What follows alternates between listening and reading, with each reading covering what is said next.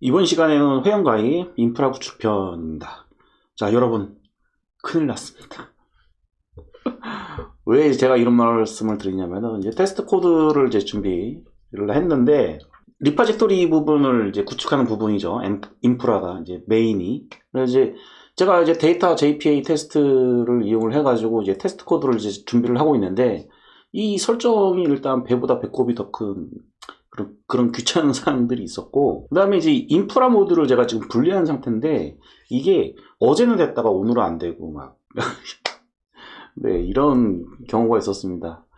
이 VS 코드 문제인가 라고 생각이 좀 들기도 하고, 혹은 스프링 부트 문제일 수도 있겠다 라고도 생각을 했습니다. 결국에 여기는 원인을 잘 모르겠음이라고 적어놨지만, 제가 보기에는 맨 밑에 스프링 모듈리스라는 거에 대해서 제가 잠깐 이제 언급을 할 텐데, 스프링 쪽에 클린 아키텍처를 하기 위해서 이제 모듈 분리라든지 이런 부분들이 이제 어느 정도 이루어져야 되는데, 이제 그런 부분에 있어서 스프링이 좀 잘 지원을 못 해주는 것 같아요. 스프링 모듈리스라는 것도 좀 생긴 것 같고, 어쨌든 이런 복합적인 문제들 때문에 어쩔 수 없이 어떻게 했냐면은, 결국에는 API 모듈과 인프라 모듈을 합치기로 제가 결정을 했고, 실제로 합친 다음에 애플리케이션으로 모듈명을 변경을 했습니다.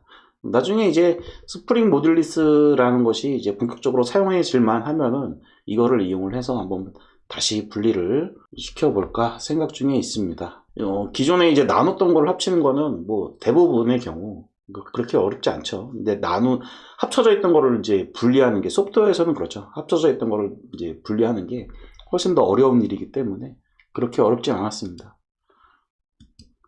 테스트 코드를 준비하면서 제가 지금 진행하고 있는 더 팩토리라는 프로젝트의 그 백단 이 부분들이 좀 변경된 사항이 좀 발생을 했습니다. 아까 말씀드렸다시피 모듈을 API 모듈하고 인프라 모듈을 합쳤고요. 그 이름을 애플리케이션으로 변경을 했습니다. 하지만 패키지 구조는 그대로 유지를 했어요. 그러니까 API 모듈에 있던 거는 API 패키지 안쪽에 들어가게끔 해놨고, 인프라 모듈에 있던 거는 인프라 패키지 아래쪽에 들어가게끔 구성을 했습니다. 모듈이 분리되어 있었을 때도 API, 인프라가 각 모듈의 최상위 패키지였기 때문에 그냥 드래그 앤 드랍으로 이렇게 옮기는 것만으로도 충분히 모듈을 합칠 수가 있었습니다. 자, 그 다음에 애플리케이션 YML 설정을 이제 프로파일 중심, 그러니까 뭐 데브, 프로덕트, 뭐 이런 식으로 이렇게 애플리케이션 바 데브, 애플리케이션 바 프로드 이런 식으로 프로파일 위주로 구성이 되어 있던 것에서 기능 중심으로 변경을 했습니다. 모듈이 지금 합쳐졌기 때문에 그 모듈 단위로 애플리케이션 요 설정을 구분을 해 두는 게 나중을 위해서 좋겠다라고 생각을 해서 프로파일 중심이 아니라 기능 중심으로 변경을 했던 거죠. 그래서 여기 보시면은 DB 설정 관련된 부분들은 db.yml, 그 다음에 application.yml은 기본적인 기존의 API 모듈에 있던 것, 요거를 이렇게 그대로 놔두고, 그 다음에 요 안쪽에 이제 내용이 중요한데, 요 안쪽의 내용에 대해서 한번 더 자세하게 보도록 하겠습니다.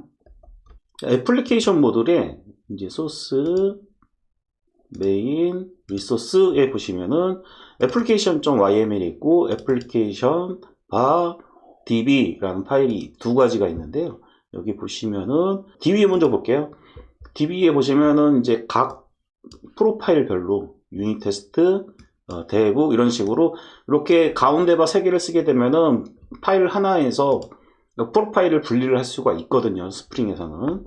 자, 그래서 이제 DB 쪽에는 이렇게 구분을 해놨고, 여기에 이런 게 있더라고요. spring.config.active on profile. 그러니까 유닛 테스트라는 프로파일이 동작을 할 때 사용되는 영역, 이런 식으로 구분을 해줬습니다. 이 부분 참조를 하시면 도움이 많이 될 것 같고요. 그 다음에 원래 application.yml에서 이제 요 DB를 봐야 되잖아요. DB를 봐야 되니까 여기에 이렇게 써놓은 거죠.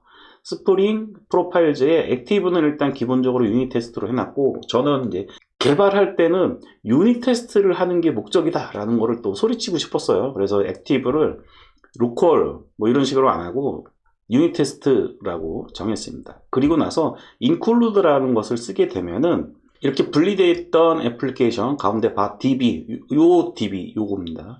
요거를 이렇게 적어주시면 됩니다. 그럼 두 개의 애플리케이션 YAML 설정 파일이 합쳐지게 됩니다. 나중에 이제 마이크로 서비스로 이제 분리가 됐을 때 이 컴피그 서버를 별도로 두거든요. 별도로 둘 때 이런 부분들이 도움이 많이 되지 않을까라고 생각을 하고 있고요. 마찬가지로 가운데 바 3개를 이용을 해서 유닛 테스트일 때는 포트를 이렇게 쓰고 데브일 때는 포트를 이렇게 쓰고 뭐 이런 식으로 간단하게 설정을 해 놨습니다. 이런 부분들이 변경이 되었습니다. 자, 이제 본격적으로 이제 코딩을 해야 되니까 도메인 모듈에서 이제 인프라가 구현해야 될 포트를 찾아보도록 하겠습니다. 이제 도메인 모듈에 우리가 OS였고, 그 다음에 API 할 때는 유저 사인업 유스 케이스를 바라봤고요. 그 다음에 인프라 할 때는 포트 뒤에 끝에 포트라고 적힌 거를 찾으면 됩니다. 포트가 2개나 구현해야 되네요. 그래서 SMTP 포트, 유저 사인업, 커맨드 포트 이렇게 2가지를 찾았고요. 이 2가지에 대해서 인프라 쪽에서 어댑터를 만드는 게 인프라 구현의 주 목적입니다. 자, 그래서 이제 어댑터를 하나 이제 두 개를 해야 되죠. 지금 포트를 2개를 찾았으니까. 그래서 어댑터 구현, 유저 사인업, 커맨드 어댑터. 저는 이제 네이밍을 여기 유저 사인업 커맨드 포트라고 되어 있으면 이제 포트를 구현하는 애는 뒷부분을 빼고 그 부분을 어댑터라는 명칭으로 변경을 해 주었습니다. 자, 그런데 제가 이제 테스트 코드를 쭉 이제 작성을 하다 보니까 이 메모리 DB로 테스트하는 거는 별 의미가 없다라고 판단을 했어요. 그래서 이 로컬에 별도의 로컬 DB를 세팅을 해가지고 걔를 가지고 테스트를 하는 게 훨씬 더 정확하다라고 판단을 했고 여러 가지 이제 방법을 이제 생각을 하다가 내 컴퓨터에 DB를 세팅하는 거는 아주 위험하다. 네, 그래서 그 DB를 그러면 도커로 해보고 싶다. 도커로 세팅해 놓으면 나중에 도커 지워버리면 되니까요. 네, 그렇게 할 생각이었는데 마침 비주얼 스튜디오 코드에서 데브 컨테이너라는 기능이 있습니다. 그래서 그 기능을 활용하기로 했어요.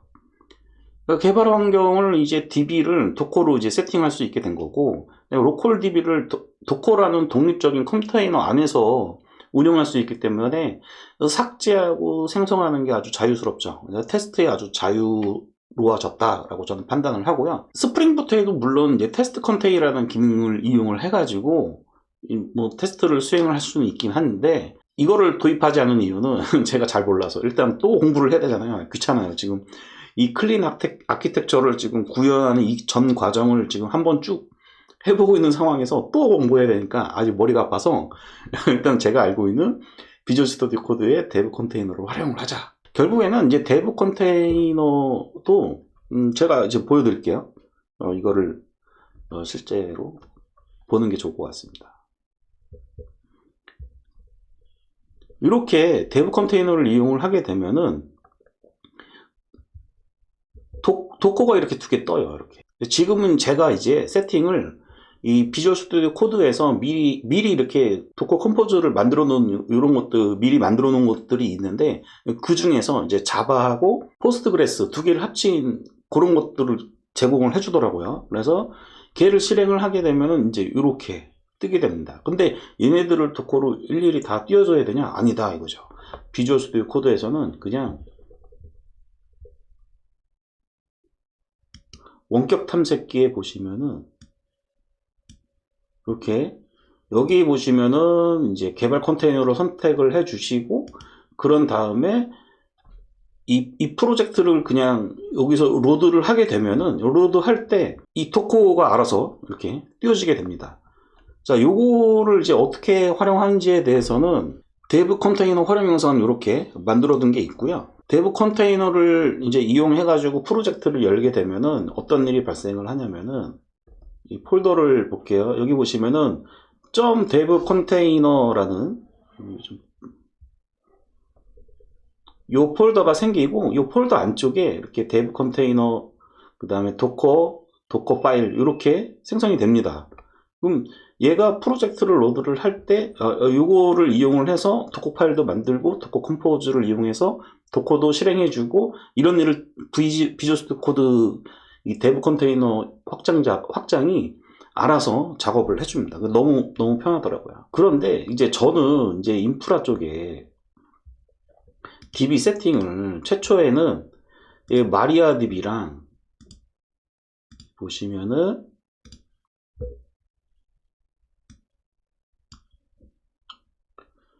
마리아 DB랑 그 다음에 포스트그레스 이렇게 두 개를 해놨는데 비주얼 스튜디오 코드 데브 컨테이너에서 지원해주는 이제 도커 중에서 요 DB 두 개를 동시에 이렇게 띄우는 그런 거는 지원이 안 되고 지금 현재 이제 이용할 수 있는 것 중에서는 이제 포스트그레스 하나만 이용할 수 있는 그런 것들까지밖에 안 되더라고요. 그러니까 여기를 도커 컴포즈를 열어보면 여기에 이제 컨테이너 중에서 자바 데브를 위한 컨테이너가 하나 만들어져 있고 그 다음에 포스트그레스를 위한 컨테이너가 하나 만들어진 거를 이제 합쳐가지고 이렇게 도커 컴포즈를 제공을 해주고 있는 건데 여기에 저는 필요했던 게 마리아DB까지 하나 더 있었으면 좋았을 텐데 요거를 이제 물론 이제 제가 이렇게 좀 해가지고 할 수도 있겠지만은 어차피 DB 자체를 분리한 거는 이 개인정보 보안 때문에 이게 여러분들한테 이제 설명을 할 때 DB가 완전히 분리되어 있다는 것을 보여드리기 위해서 했던 부분도 있기 때문에 일단은 포스트그레스 하나만 세팅을 하고 그런 다음에 스키마로 나눴습니다. 그러니까 퍼스널 부분과 비즈니스 부분을 스키마로 나눴습니다. 그 부분을 이제 보여드리도록 할게요. 여기 보시면은 인프라 쪽은 개인정보 때문에 비즈니스 부분과 퍼스널로 이렇게 나눴고요. 이 퍼스널에 지금 엔티티 작성해 놓은 거를 이제 잠깐 보면은 여기에는 스키마를 퍼스널, 그 다음에 비즈니스 쪽에서는 엔티티가 비즈니스 이렇게 구분해서 포스트그레스에서는 스키마라는 기능이 있기 때문에 그 스키마를 이용해서 분리가 되게끔 자연스럽게 분리가 되게끔 조정을 해 줬습니다. 자, 그래서 이제 이게 바로 유저 사인업 커맨드 어댑터에 대한 테스트 코드입니다. 이 테스트 코드에 대해서 이제 쭉 한번 설명을 드려보도록 할게요. 데이터 JPA 테스트라는 것을 이제 붙여주고요. 리파지토리를 테스트를 해야 되니까. 그 다음에 프로파일을 제가 이제 그 프로파일 중심이 아니라 기능 중심으로 바꾸다 보니까 이제 프로파일을 이렇게 지정을 해줘야 됐었고요. 메모리 DB가 아니고 실제 DB에서 테스트하는 거기 때문에 오토 컨피규러 테스트 데이터베이스 요 세팅을 이용해서 replace non이라고 적어주시게 되면은 메모리 DB로 테스트를 하지 않게 됩니다. 그 다음에 임포트 오토 컨피규레이션이라는 거를 이제 붙여줬어요. 제가 이제 컨피그가 이제 별도로 만들어져 있는 상태이기 때문에 이 컨피그를 자동적으로 불러오지 못하더라고요. 오토 컨피그레이션이 동작하지 않는 것 같아요. 그래서 데이터베이스 설정과 관련된 컨피그레이션 이런 빈들을 이렇게 임포트 하는 부분들을 이렇게 적어주고요. 그 다음에 내가 테스트할 어댑터, 이 어댑터는 리파지토리로 되어 있는 것이 아니라 컴포넌트로 되어 있어요. 자, 한번 그 파일을 한번 볼게요.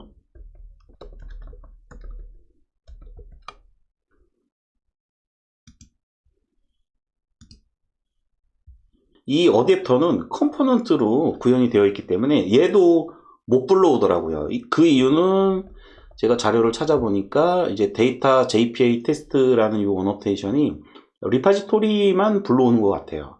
그래서 이 부분도 하나 더 넣어줬습니다. 이렇게 되게 되면은 이제 본격적으로 테스트가 가능하고 실제로 여기 테스트 코드를 이제 돌려보게 되면은 데이터를 실적으로 넣고 존재하는지 체크해서 어서트 하고요.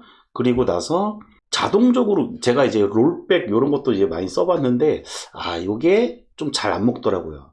이 컴포넌트 이쪽에다가 트랜잭션 어노테이션을 하나 더 붙여주는 것까지 제가 테스트하고 영상을 찍으려고 했는데 거기까지는 테스트를 못 해보고 지금 영상을 찍고 있어서 아마도 제 생각에는 이제 컴포넌트 어노테이션 아래쪽에다가 트랜잭셔널 어노테이션을 붙이면은 아마 이거 롤백이 정상적으로 동작할 것 같긴 해요. 느낌상으로는. 근데 지금 당장은 그 부분이 롤백 부분이 동작을 하지 않아서 강제로 딜리트하는 이런 코드도 좀 넣어주기는 했습니다. 그리고 매퍼는 마찬가지로 지난 시간에도 말씀드렸다시피 이렇게 펑셔널 인터페이스를 이용을 해가지고 필드로 선언해서 이용을 하고 있습니다. 자, 이번에는 SMTP 어댑터입니다. SMTP 어댑터는 메일을 발송하는 그런 어댑터인데 그냥 스프링부터 테스트로 처리를 했습니다. 얘는 뭐 컨트롤러도 아니고 그 다음에 뭐 아무것도 아니고 그냥 외부 인프라를 이용하는 거기 때문에 그러니까 내부에 스프링부트 빈들만 필요한 것들만 로드할 수 있으면 되기 때문에 스프링부트 테스트로 어노테이션을 붙여줬고요.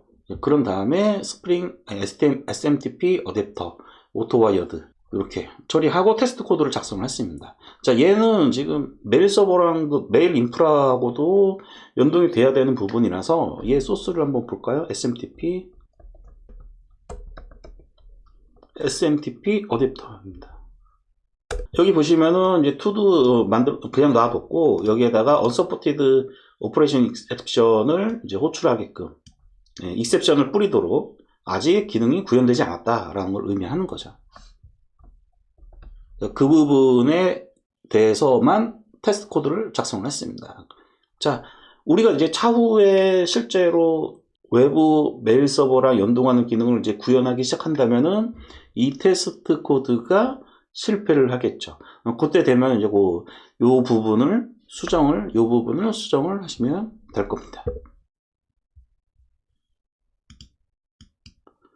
자, 구현 파일이 많아지면서 이제 벌써부터 뭔가 여러분들이 보시기에는 이제 복잡해 보이실 거예요. 근데 이제 저는 지금 유스 케이스도 만들어 봤고 유스 케이스를 구현한 API도 만들어 봤고 이렇게 두 번 해보니까 기존에는 이 왼쪽에 내비게이션 트리를 이렇게 찾아가지고 코딩을 했거든요. 그 파일을 내가 직접 내비게이션 트리에서 이제 클릭을 해가지고 편집기 열어서 뭐 이런 식으로 이제 코딩을 했었는데 지금은 좀 바뀌었어요. 제가 이 아키텍처를 이렇게 구성하고 나서 내가 구현할 포트가 무엇이고 그 다음에 만들어야 될 어댑터가 무엇인지 확실해졌잖아요.